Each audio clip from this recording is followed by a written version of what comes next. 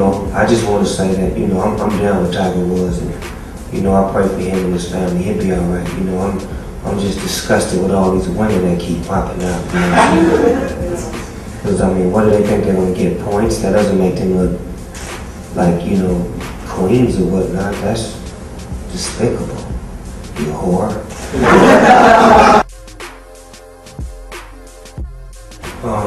Rappers going to jail is like athletes using steroids. It's gonna happen, it is what it is. They're gonna keep doing what they do.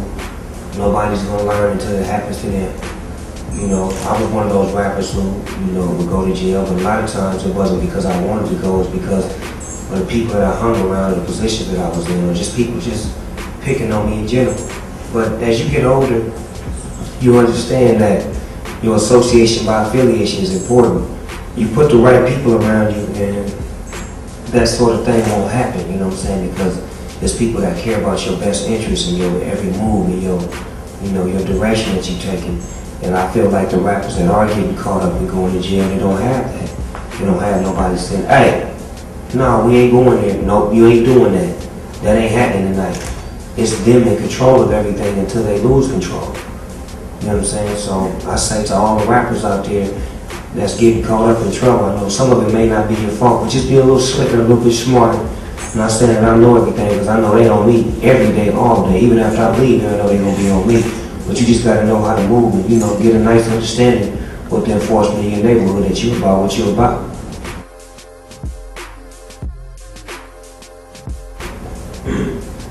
I always think about where they would be, if they had worked out their differences.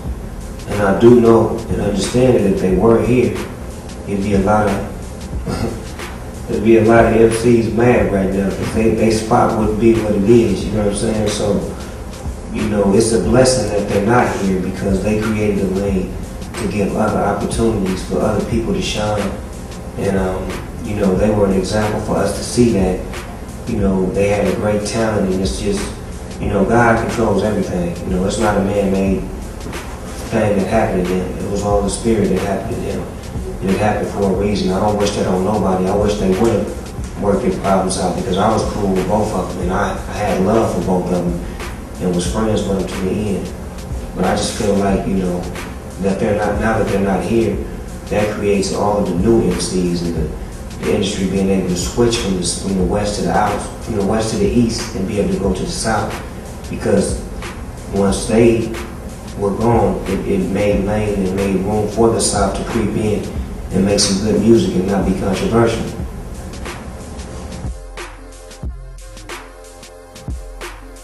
A lot of times I go to the studio and I don't even write it, whatever comes out of my mouth is what it is, because it's an expression of what did happen in my life already. And then a lot of things that I do, write or say, is an imagination or a visual picture of what I want it to be. And it always tends to come to life because of the way I live. I make it what it is.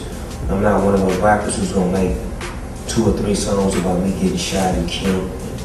I went to the hospital and got shot again. And I don't make records like that.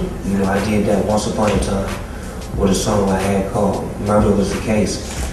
I wrote this song, and 4 months later after I recorded the song, I was fighting a real murder case. And that let me know that my pen is mightier than my sword, so I need to really focus on what I wanted to write about. And then I had friends of mine who would just continuously write songs about their death and how their life would end. And, and I would be right in the studio with them, and we'd be on the same song, and they'd be talking about getting killed. And I'm going to be alive in my verse. You know what I'm saying? So it was like... Do you feel like you're speaking your own future goodness then?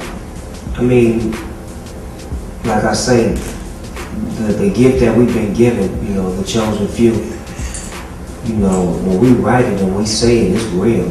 It's going to be what it's going to be. It's like, I look at like great writers like Ice Cube.